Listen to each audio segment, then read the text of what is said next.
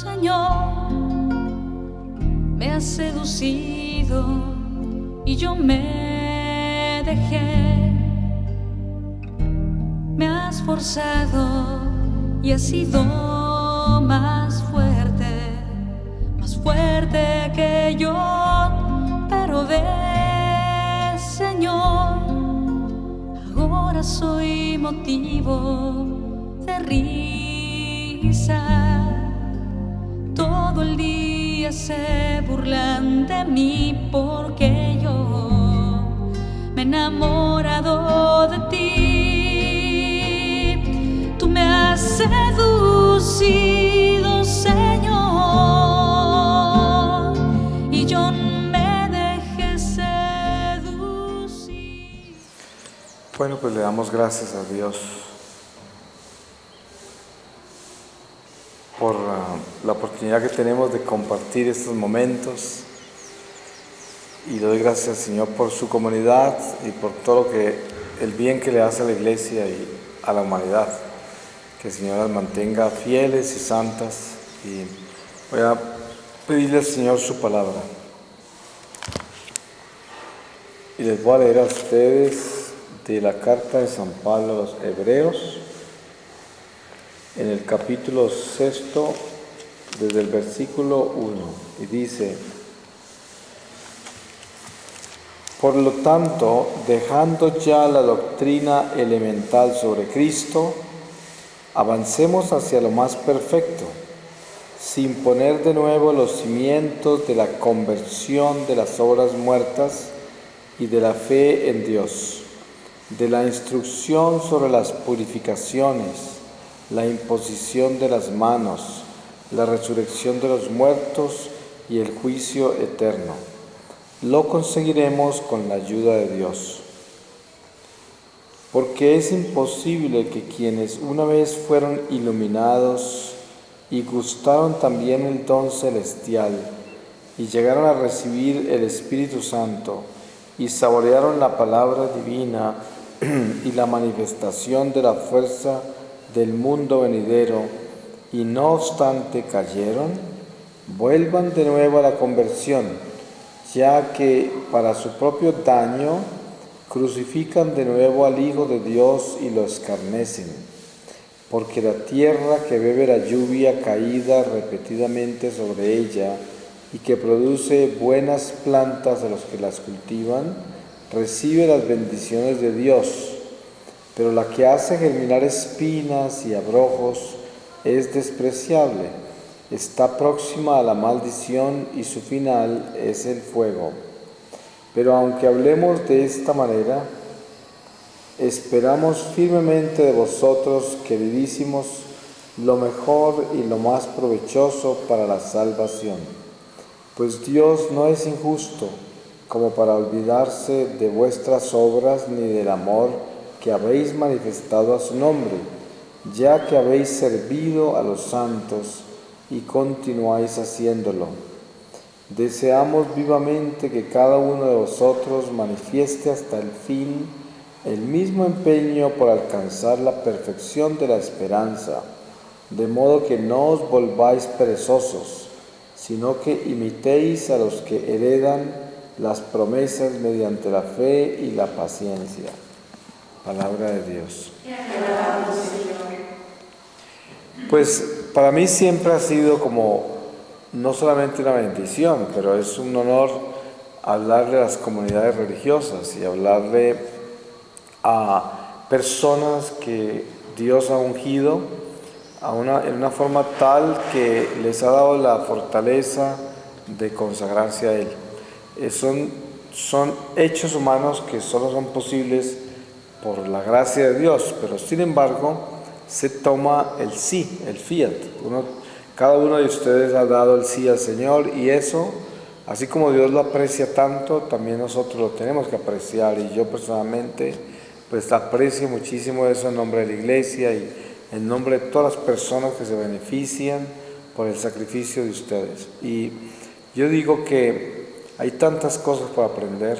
Nosotros nunca dejaremos de aprender, porque vivimos por gracia del Dios que nos creó, que es un Dios maravilloso, que es eterno, que nunca termina, y que por tanto nosotros nunca dejaremos de descubrirlo, lo estaremos descubriendo eternamente, y que lo más impresionantemente sorpresivo para cuando uno comienza a compenetrarse en Dios es saber que ese Dios se manifiesta abundantemente es a través de nosotros mismos, porque pues de los paganos y la gente del mundo le agradecen a la vida, a las manifestaciones de la vida a través de la creación y de sus productos, como es por ejemplo la prosperidad del mundo material, la salud física, los poderes humanos, los talentos humanos,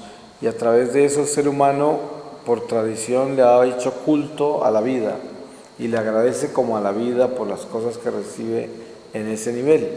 Pero cuando Dios nos da gracias como en nuestra fe cristiana y nos unge sobrenaturalmente para que nosotros no solamente observemos a Dios, lo reconozcamos, porque las manifestaciones naturales, lo que nos ofrece el mundo material y el culto que le hacemos a veces hasta a las personas, por el afecto y por tantas cosas humanas, sino que por la unción sobrenatural, que es el Espíritu Santo en nosotros, nosotros podemos descubrir que Dios es omnipresente y actúa en cada uno de nosotros, y que si nosotros entendemos ese misterio, entonces apreciaremos y capitalizaremos en cada amistad y en cada persona que Dios coloca en nuestro camino, hasta el punto que es tan importante saber eso con profundidad, que ya el solo hecho de caminar por la calle entre la gente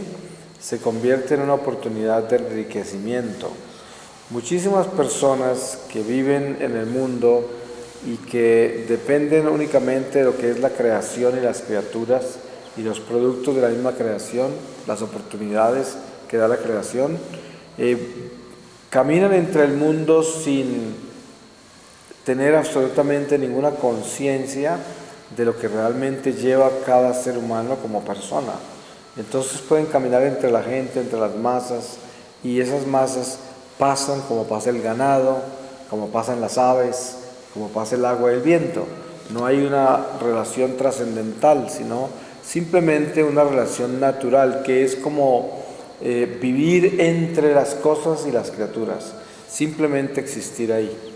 Pero nuestra unción sobrenatural nos da la posibilidad tan hermosa de que esas personas que son los preferidos de la creación, que son los seres humanos, esas personas, Dios nos ha dado el llamado para que las amemos mucho, y para que, aunque esas personas que uno cruza en el camino por un segundo y que quizás, y que además nunca ha visto antes ni volverá a ver, lo más seguro, ese instante de cruzarse uno con ellos es precisamente donde Dios nos llama a vivir ese instante intensamente. O sea, de que nosotros llevemos ese Dios tan vivo en nosotros, que las personas que cruzan nuestro camino se enriquezcan con nosotros solo pasar.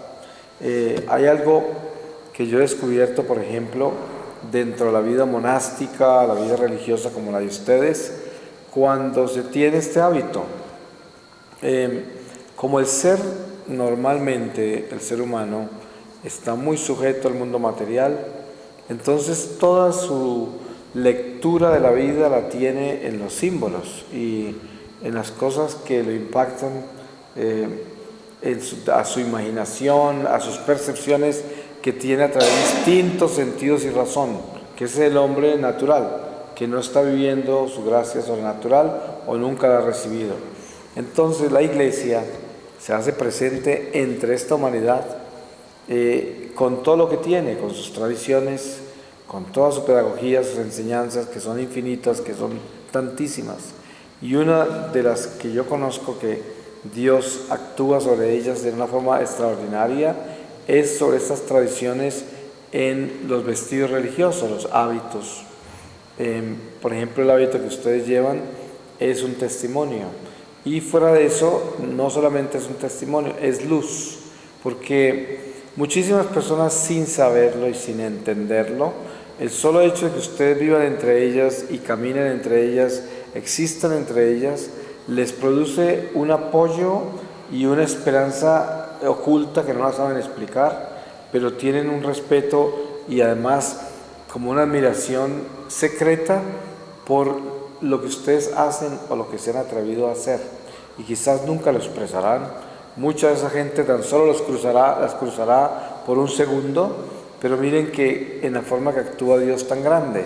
Hoy en día podemos saber que la Iglesia misma, Benedicto XVI, nuestro Papa, habla de la interpretación tan errónea que se le dio al Concilio Vaticano II.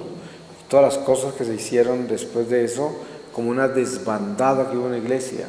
Entre esas, el trato que se le dio a las cosas sagradas, como los hábitos, los clériman de los sacerdotes, las sotanas, todo esto. Es decir, no podemos decir que la sotana, los clériman son lo que hace el religioso o el sacerdote. Obviamente que no, porque una persona que tenga sotana o hábito no se va a santificar solo por eso.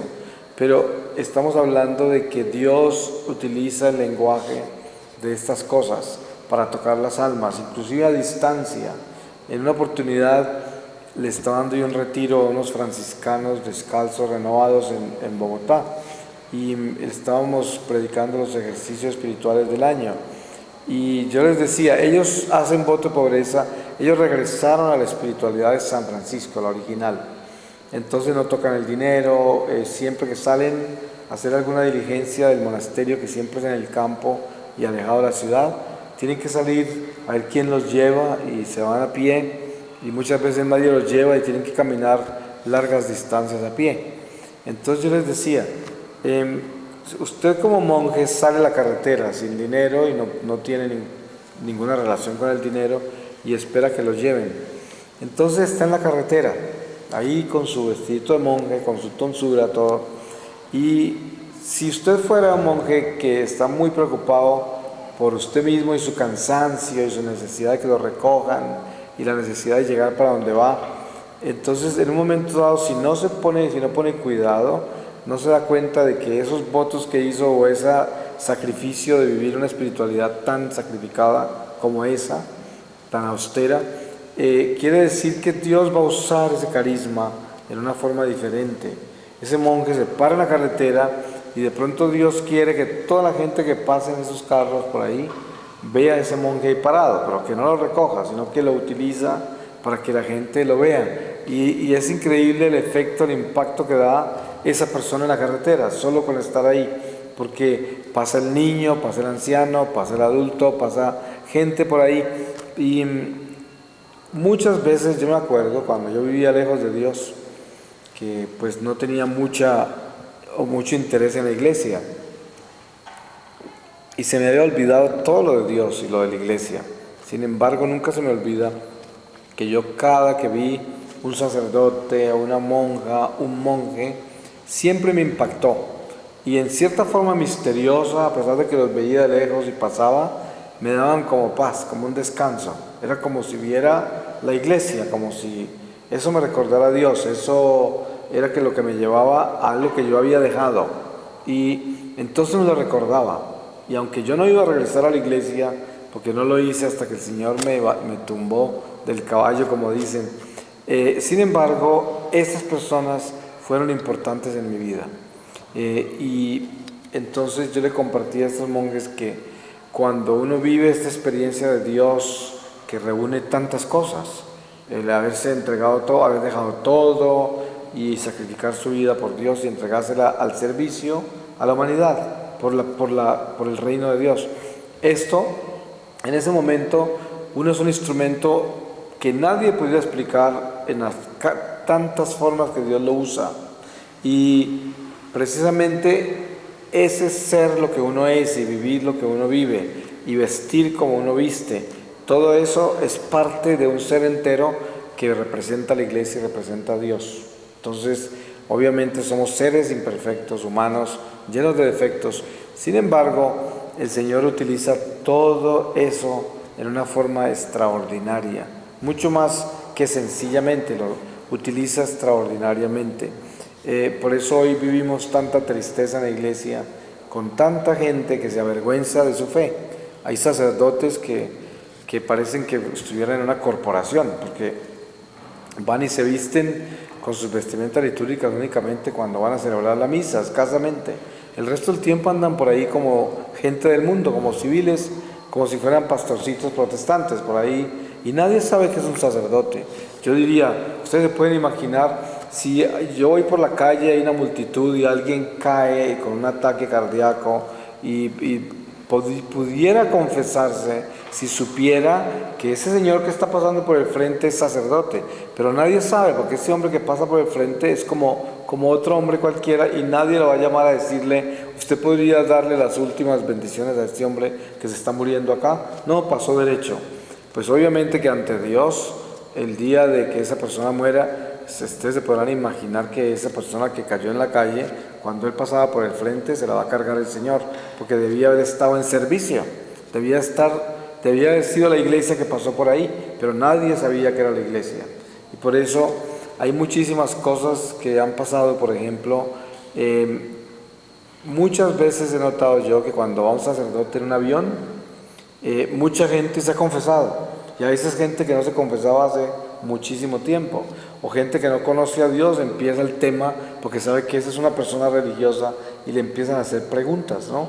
Y lo mismo sucede con monjas, con monjes, y no es que me esté centrando únicamente en los hábitos, en las túnicas y esto, no, pero estoy en las sotanas, estoy centrado en lo que respecta a lo trascendental que es la iglesia en todas sus expresiones, y cómo es importante uno estar consciente de que todo lo que uno tiene, lo que uno hace en esta vida religiosa en la que Dios la llamó, tiene sentido, y un sentido muy grande, muy importante. Hoy, por ejemplo, estos jóvenes que ustedes tienen en este plantel, ellos nunca se van a olvidar de ustedes, en el sentido de que ellos crecieron con ustedes, conocieron a Dios a través de ustedes de una forma más personal, y además la conducta de ustedes, el comportamiento de ustedes les representa la iglesia. ¿Cuántas personas hablan de haber perdido la fe en el colegio porque una monja las trató mal, o un sacerdote las trató mal, entonces le cogieron odio a la iglesia? Porque lo que quiere decir es que esa monja, ese sacerdote representa a la iglesia, y cualquier cosa que hagan afecta a la iglesia y la fe de las personas con que uno está tratando.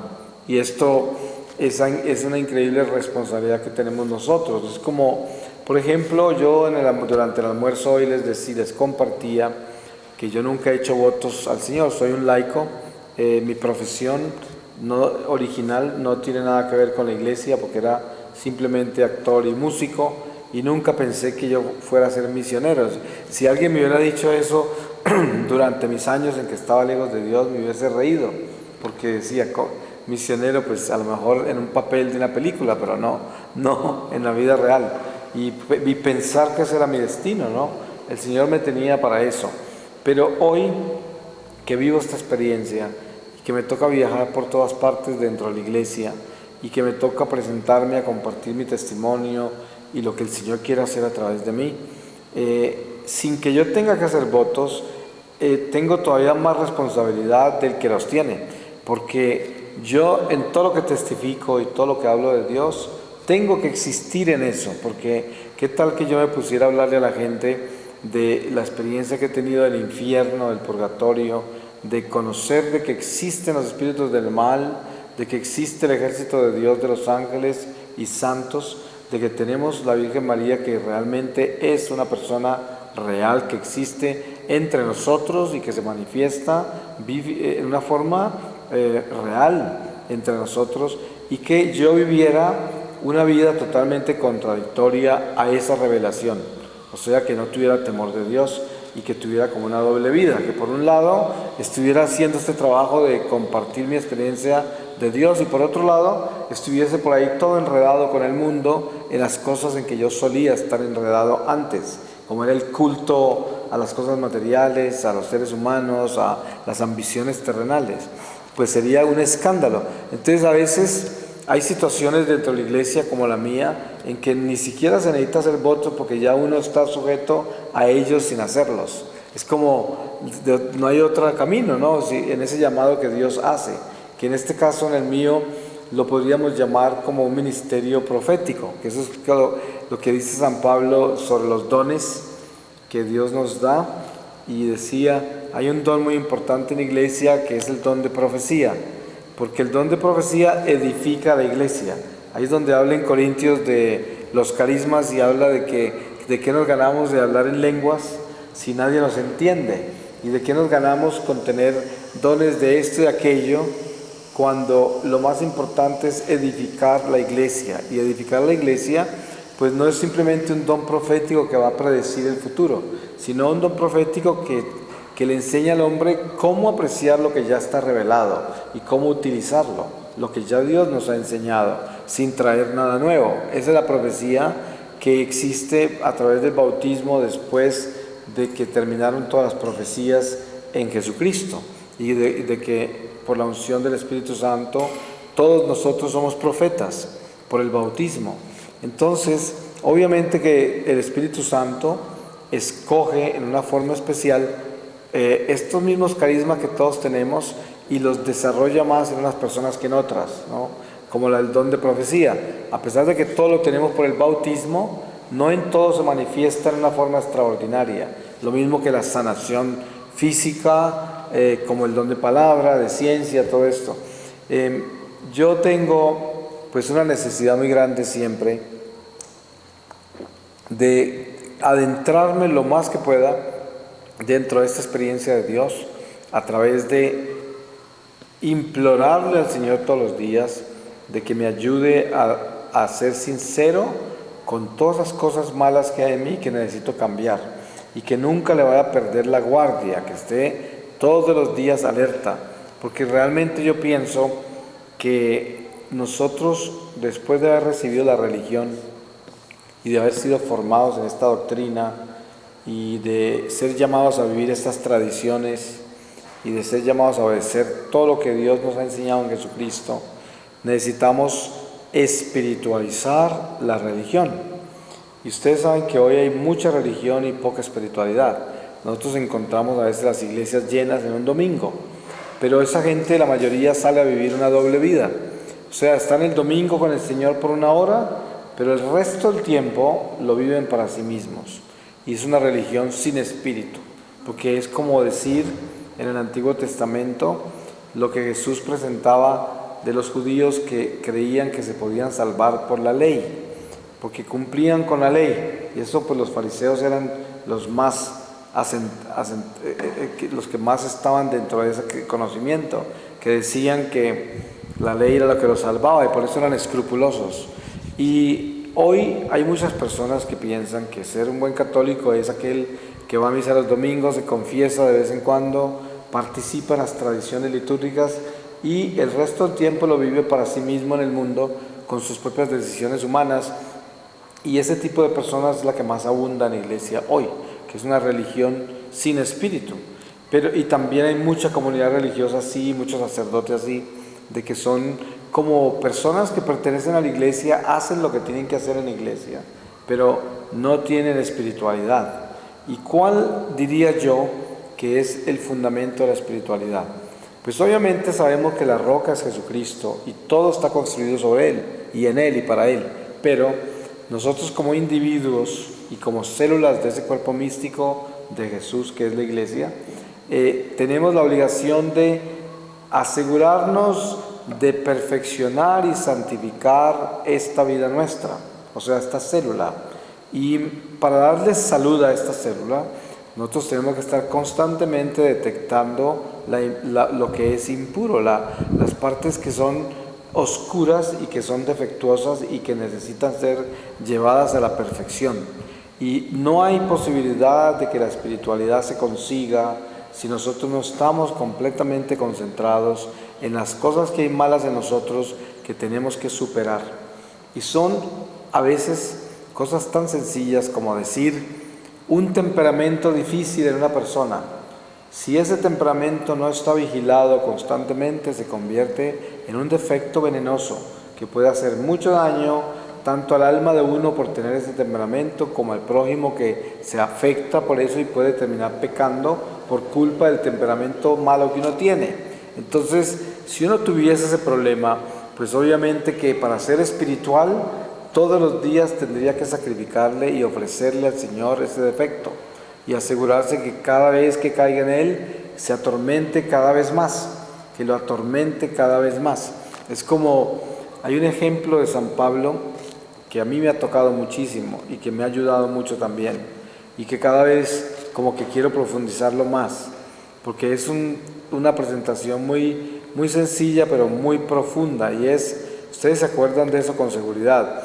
San Pablo dice que él no tiene de nada más que enorgullecerse que de ser de Cristo, pero también habla de un hombre que hace 14 años, él no sabe si en el cuerpo o en el alma o en el espíritu, fue llevado al tercer cielo y se le revelaron cosas que el hombre no puede revelar con palabras ni oídos pueden explicar, pero que él dice que de ese se enorgullece, pero no desde el hombre humano, de la miseria de él, aunque está hablando de él mismo, porque a él fue el que llevó el Señor al tercer cielo, pero dice que para el Señor mantenerlo humilde le ha permitido que se le quede un aguijón en la carne, que es como un ángel que Satanás envió al infierno directamente a atormentarlo. Y dice que le pidió al Señor 3 veces que se lo quitara, lo que llama un aguijón en la carne, y el Señor no se lo quitó.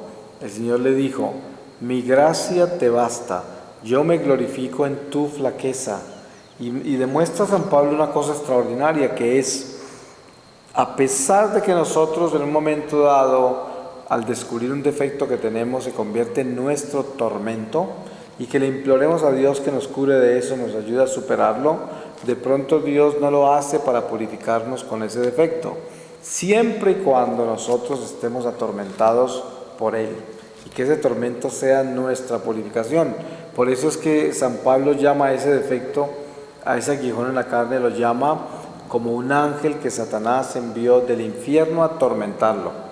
Y o sea que él obviamente estaba hablando de un defecto muy horrible, quién sabe qué sería. En la carne, dice, cualquier cosa que tenía que ver con la sangre, la carne. Y cuando nosotros enumeramos esos defectos que vienen de la carne,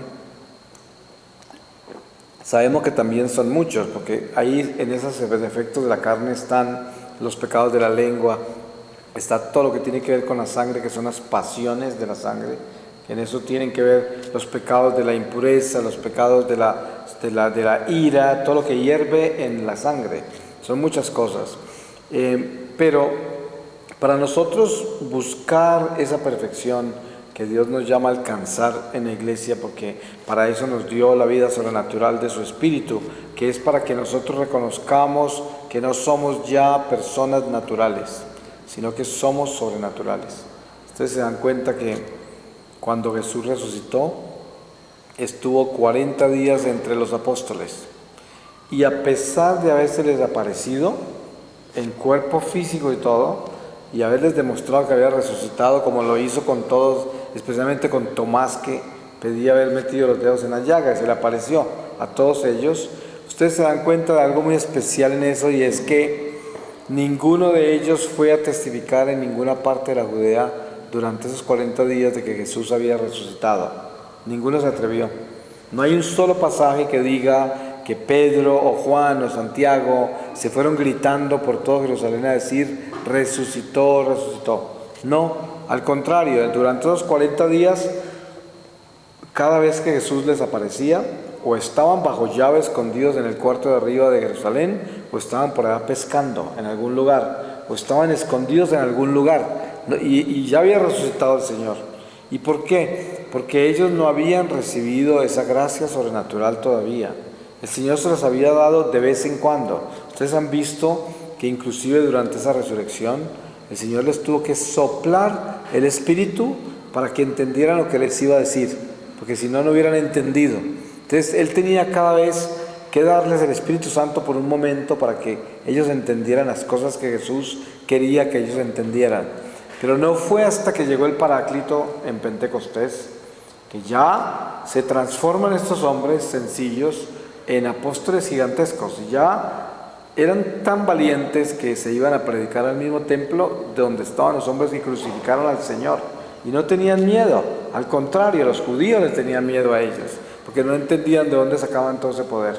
Pero esa gracia sobrenatural es nuestra responsabilidad, porque nosotros sí no tenemos excusa y no nos vamos a ir a esconder con miedo de nuestra religión y a esconder con miedo de testificar nuestra fe. Obviamente que ustedes de por sí ya llevan un testimonio muy grande, que es la vida religiosa que llevan y que están vestidas como tal y que hacen lo que Dios les mandó a hacer. Y obviamente que eso de por sí ya a ustedes les da mucha ventaja de lo que se llama testimonio ante los hombres, de lo que es Jesucristo entre nosotros. Porque hay un pasaje en las Escrituras que ustedes seguramente conocen muy bien, donde Jesús dice: si no testificas ante los hombres por mí, yo no testificaré ante mi Padre y los ángeles por ti. Y esto es algo muy importante de saber, de que la religión nuestra, cuando se vive como se debe vivir, es un testimonio. Entonces, esta vida religiosa de ustedes, el solo hecho de vivir como religiosas, ya están testificando por Jesús. Es como el miércoles de ceniza. Yo en una reflexión que hice, que publiqué en internet, y trataba de ayudar a la gente a que reconocieran de que el miércoles de ceniza, con esa ceniza en la frente, es como un hábito, es como salir con un clériman a la calle, es como salir uniformado a decir: yo soy de Cristo y no tengo vergüenza. Esta cruz de ceniza que tengo me recuerda quién soy, y me recuerda también de que no soy simplemente barro, soy más que eso, soy un barro que se transforma, un barro que resucita, porque en un principio la gente piensa que la ceniza es solamente para recordarnos que somos barro, pero es mucho más que eso. Sí, somos arcilla que se convierte en ceniza, pero es que esa ceniza que se entierra y que regresa a la tierra tal y como fue antes, cuando Dios nos creó de esa tierra misma, esa ceniza es un testimonio de que es una ceniza que se convertirá en cuerpo glorioso si es obediente a Dios. Y el testimonio de la ceniza es mucho más que el polvo, es el espíritu, porque los testigos que están aquí entre nosotros son el agua, la sangre y el espíritu. Son los testigos entre nosotros en la tierra y representan lo que es Padre, Hijo, Espíritu Santo. Representa toda esta comunión entre lo divino y lo humano. Y por eso, cuando nosotros miramos a Dios desde el corazón, en una forma sencilla, que es la única forma en que podemos hacerlo nosotros como criaturas limitadas, Dios nos llena de su amor sin que se manifieste extraordinariamente. Porque miren que Jesús le resucitó a los apóstoles, y eso es demasiado extraordinario ya por sí mismo, haber resucitado. Sin embargo, Jesús durante los 40 días en ningún pasaje se ve que les dice: ¿ustedes no se dan cuenta que yo resucité? ¿Por qué razón no han ido a contarle a nadie? Tampoco Jesús se fue a vengar de los que lo crucificaron. Nunca se le apareció a Herodes ni a Pilatos, no se le apareció a ningún soldado ni a nadie, ni a los fariseos mismos que lo crucificaron. Nunca se le apareció a ellos, no se fue a asustarlos, no se fue a vengarse, porque el solo hecho de aparecérsele, por ejemplo, a Pilatos, si hubiera muerto Pilatos de un ataque cardíaco, o cualquiera de ellos, porque ¿cómo iban a entender eso si Jesús no hizo eso? Porque Él no abusó de su divinidad, Él lo hizo con todo amor y silencio, estuvo todo calladito, resucitó. Y lo más importante era que Él iba a enviar el Paráclito. Por eso les decía que no se entristecieran, que Él tenía que irse, porque si no se iba, no podía mandar ese Paráclito, ese Espíritu que era el que les iba a recordar todo lo que Él les había enseñado y les iba a decir todo lo que tenían que hacer, y que no iban a tener ni que pensar lo que iban a decir, porque el Espíritu iba a actuar en ellos. Y esto es el regalo más grande que nosotros tenemos. Para mí, esto ha sido una enseñanza muy grande, que ojalá que yo pudiera serle lo suficientemente fiel a eso, porque seguro que estaría de fiesta todos los días bailando en un solo pie, porque en realidad el saber que Dios actúa a través de nosotros y que es ese espíritu que se mueve de verdad entre nosotros y que no tenemos ni qué pensar porque Él administra todo, cuando estamos conscientes de eso. Yo, por ejemplo, vivo una experiencia en la cual descubro en mí que el Señor ha hecho maravillas a pesar de mi pecado y mi miseria, solo para demostrarle a los demás que es Él el que actúa, porque yo nunca estudié religión, ciencias religiosas ni teología, y no sabía ni el catecismo. Sin embargo, el Señor me escoge a mí, que era el más malo, y me trae a hablar de Él, y Él no quiere que yo estudie nada de eso, porque Él quiere que sea Él el que lo hace. Entonces, a mí me toca que no solamente abrirme a esa experiencia y confiar en ella, y estar seguro que el Espíritu no me va a defraudar y que siempre va a estar presente para hacer lo que tengo que hacer, sino que también yo tengo que ser responsable de esa verdad y saber que el Espíritu en verdad va a ser el que se va a manifestar. Y esas cosas son muy lindas porque al mismo tiempo es invitar a cada persona a que viva lo mismo, que es confiar que el Señor realmente actúa en cada uno de nosotros a través de ese bautismo, que nosotros tenemos Espíritu de Dios y que entre más amemos a Dios en ese silencio entre el alma y Dios, más se va a manifestar el Señor en cada acto de nuestra vida. Porque miren que entre más nos llenemos de Dios, más eternizamos cada acto. Porque yo les pongo un ejemplo de lo que es eternizar un acto. Usted puede salir con 2,000 pesos en el bolsillo a la calle y se encuentra un pobre por ahí que está pidiendo limosna. Entonces, esos 2,000 pesos se pueden convertir en un acto eterno o simplemente en un acto natural. ¿Cómo sería la diferencia entre los dos? Yo puedo tener los 2,000 pesos y ver a alguien con hambre que me está rogando que le dé plata. Yo digo, ay, qué pereza, Dios mío, a lo mejor hasta el drogadicto será, o a lo mejor ni por diosero será, y quién sabe cuántos juicios podemos hacer. O simplemente no quiero darle nada. Y tampoco pienso que tengo tanto para dar, sino que no tengo sino esos 2,000 pesos. Entonces de repente ya he cansado, ya de la insistencia de y para no pensar yo más en eso, le doy los 2,000 pesos y me voy. Entonces aparentemente hice una obra de caridad, pero resulta que no la hice, porque de todo tenía menos de amor y de caridad esos 2,000 pesos. Simplemente fue una relación humana muy superficial.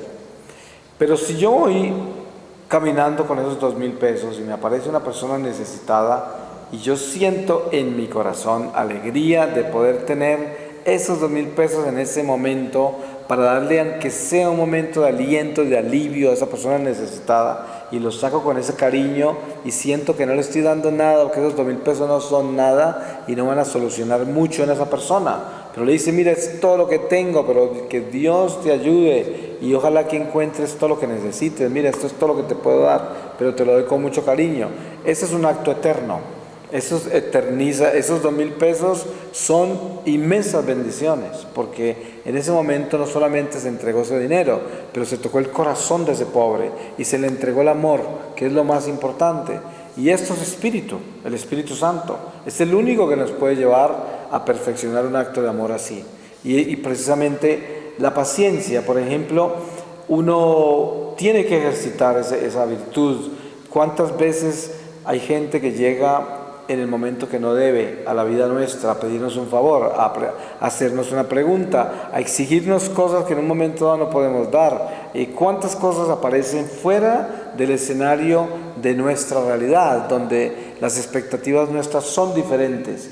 Y una persona interfiere eso y entra, y es el momento para probar nuestra paciencia. Entonces, cuando uno realmente está alerta en el Espíritu, uno siempre capitaliza en eso. Entonces uno dice, bueno, me incomodé, esto no está bien, esta persona inclusive no se da cuenta ni considera mi vida, ni mi tiempo, ni nada, pero a pesar de todo esto, lo va a atender. Y lo va a atender con el mismo amor que si hubiese llegado como es, en el tiempo que es, de la forma que es y en la forma que yo espero. Y lo hago de todas maneras. En ese momento eternizo ese acto, lo vuelvo eterno. ¿Por qué? Porque eso es como darle a Dios una flor, es entregar un sacrificio, es salirme de mí mismo y hacer algo que yo no haría naturalmente, algo que me quitaría la paciencia, algo que me enervaría, que yo diría hasta gritaría o sería muy duro con esa persona, pero sin embargo no lo hago. Y esto es el Espíritu ya moviéndose en nuestra vida en una forma extraordinaria, porque en ese momento me doy cuenta que le estoy dando espacio a Dios, que estoy dejando que Dios actúe. Y eso es lo único que da fruto, porque ahí salen los frutos del Espíritu Santo.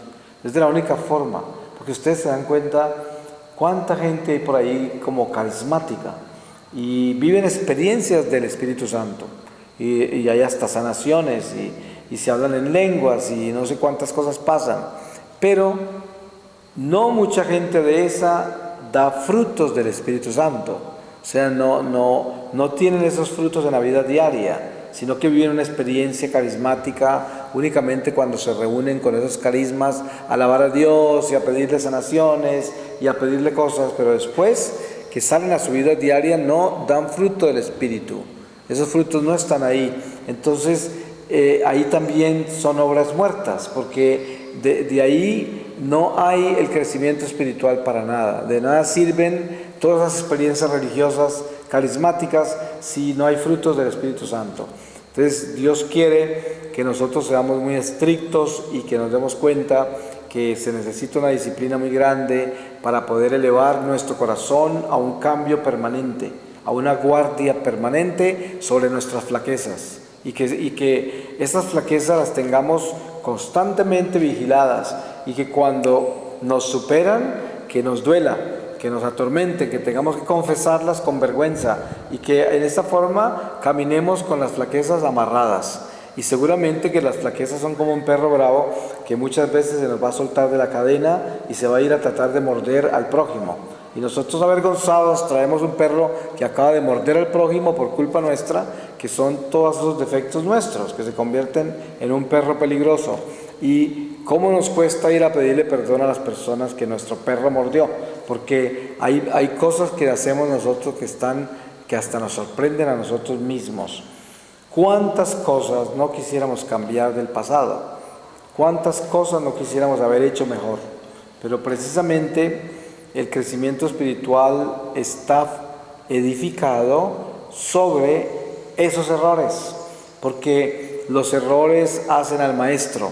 El maestro se hace maestro a través del trabajo, y el que no ha cometido errores obviamente nunca ha trabajado. Por eso se va perfeccionando el arte a través del martillo y el cincel, y muchas de esos martillazos con ese cincel se van por el lado que no es y hacen daño, y tiene que corregirse esa escultura. Y esa es la ciencia del amor de Dios, la ciencia de la cruz, que es aprender a capitalizar en el sufrimiento y saber que ese sufrimiento y sacrificio de nuestra vida es el que nos da la posibilidad de rescatar esa imagen de Dios que hemos perdido por el pecado, con la cual tenemos que aparecer ante su tribunal, porque Dios nos creó en su imagen, pero el paso por el destierro nos deforma esa imagen por culpa del pecado, y nuestra tarea es asegurarnos de llegar esa imagen de nuevo rescatada ante el Señor. Obviamente todo el que pasa por este destierro y con sinceridad trabaja para mantener o rescatar la imagen de Dios en que fue hecho, va a llegar cicatrizado, va a llegar con mucha cicatriz, porque es para rescatar la imagen de Dios en que fuimos creados, significa una inmensa batalla. Y por eso cuando aparezcamos ante el tribunal del Señor, instantáneamente nos damos cuenta de cuánto nos parecemos a Él. Y lo que no nos parezcamos a Él es lo que nos va a tocar rescatar en una purificación que Dios quiera no tengamos que vivirla. Porque precisamente estas reflexiones espirituales como las que estamos viviendo en este momento, que diríamos que es una efusión del Espíritu Santo, que es el que sabe qué es lo que ustedes necesitan oír, esto es lo que Dios quiere hacer con nosotros mientras estamos acá. Ustedes saben que San Pablo también tiene esa frase que dice: para nosotros que vivimos el día que se apellida de hoy. O sea, para los que todavía podemos cambiar las cosas, para los que todavía podemos corregirnos, podemos arrepentirnos, podemos pedir compasión de Dios, misericordia. Y estas reflexiones así son que el Espíritu Santo llega a nuestro corazón, toca la puerta y nos dice: quiero que te salves, no quiero siquiera que toques el purgatorio, quiero que te santifiques, quiero que busques la perfección desde el fondo de tu alma con todos los deseos de tu corazón. Y acuérdate de que eso no quiere decir que por el solo hecho de desear esta perfección, entonces tus errores te van a atormentar tanto que vas a pensar que nunca has cambiado y que nunca te vas a poder salvar o santificar. porque no parece que nunca pudieras superar tus defectos. Pero resulta que el secreto está en esto. Si yo sinceramente me arrodillo aquí ante el Señor y le confieso mis penas y le digo, Señor, tú sabes que yo soy una persona que tiene tales y tales defectos. Y tú sabes, Señor, que estos defectos me atormentan y que no quiero tenerlos y que preferiría morir que causar daño o más daño con estos defectos. Y si yo sinceramente le hablo a Dios así, y mi corazón sinceramente anhela superar esos defectos, y eso es lo único que yo quiero en mi vida, pero a pesar de que no lo supere, un día me muera así, sin haberlo superado, cuando me encuentre con Jesús, es como si nunca hubiese tenido ese defecto, porque el Señor sabe que todo lo que yo quería era no tenerlos, y que hice todo lo que pude por superarlos, pero no pude llegar a superarlos en vida. Pero entonces al final, ante el tribunal del Señor, ese defecto no aparecerá, porque Él sabe que yo no lo quería. Es como el padre de familia que es justo, que es bueno, ve que su hijo está trasnochándose y haciendo los esfuerzos más increíbles por ganarse un examen. Y después de haber hecho todos sus sacrificios, se va a presentar su examen y regresa y le dice al padre que no lo pasó. Para el padre justo, ese hijo sí pasó el examen, porque supo que hizo todo lo que pudo para lograrlo. Entonces el padre le va a decir, no te preocupes, tú diste todo lo que pudiste, hiciste todo lo que pudiste y entregaste todo lo que tenías de ti mismo. Para mí eso es suficiente. Aunque tengas que repetir ese curso o hacer lo que sea, no te preocupes. Lo vuelves a hacer o lo que sea, pero no te vayas a atormentar porque hiciste todo lo que pudiste. Y por eso es que un santo nos dice a nosotros de que, y seguramente ustedes lo saben, de que nosotros tenemos que trabajar como si todo dependiera de nosotros y orar como si todo dependiera de Dios. Y esto es algo que tenemos que tener muy claro, porque nosotros no podemos hacer sino lo que podemos, siempre y cuando demos todo lo que podemos. Lo demás queda de Dios. Entonces yo me voy a concentrar en superar mis defectos y voy a hacer todo lo que pueda todos los días para asegurarme que esos defectos no causen mal. Pero si causan mal, pues tengo que arrepentirme, atormentarme con eso e implorarle a Dios misericordia. Pero darme cuenta que solo Dios es el único que puede permitir que yo llegue finalmente a alcanzar a superar ese defecto si Él quiere. Y muchas veces Él simplemente nos purifica con esos defectos y no nos los quita para que esos defectos nos santifiquen. Es como en las comunidades religiosas a veces puede suceder, y ustedes conocerán historias así, de que Dios permite que llegue una religiosa que de todo tenga menos de una vocación, sino que son personas que de repente se infiltran en las comunidades y se convierten en el tormento de la comunidad, que son personas, yo he conocido casos así, los mismos sacerdotes que no debían estar nunca, que nunca debieron haber sido ordenados, ¿no?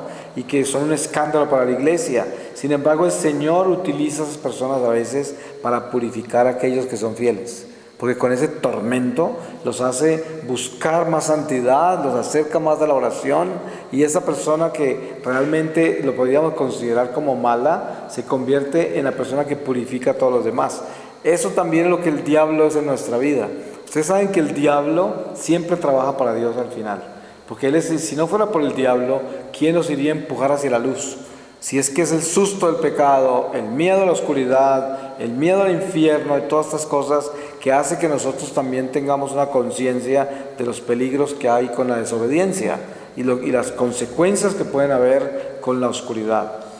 Y obviamente ustedes saben que pudiéramos continuar aquí por días enteros, pero se nos acabó el tiempo. Le voy a pedir al Señor su palabra y les voy a leer a ustedes de Efesios capítulo 5, versículo 1, y dice así: imitadores de Dios, imitad por tanto a Dios como hijos queridísimos, y caminad en el amor, lo mismo que Cristo nos amó y se entregó por nosotros como oblación y ofrenda de suave olor ante Dios.